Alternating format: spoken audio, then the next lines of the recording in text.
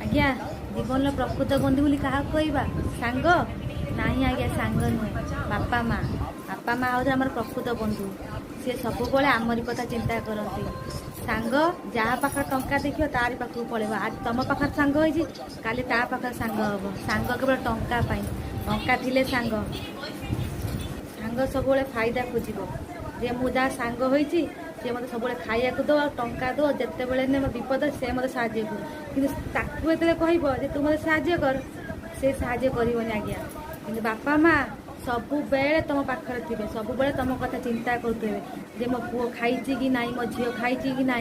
आउ जो कथा गोटे कथा बापा माँ सेयार करेंगे सी मरीजे हेल्ले क्या पाखर कहे कि गोटे सांग जब कही तुम कथा नहीं आउ क्या पाखर कहीदेवे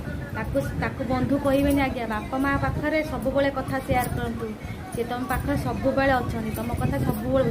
सब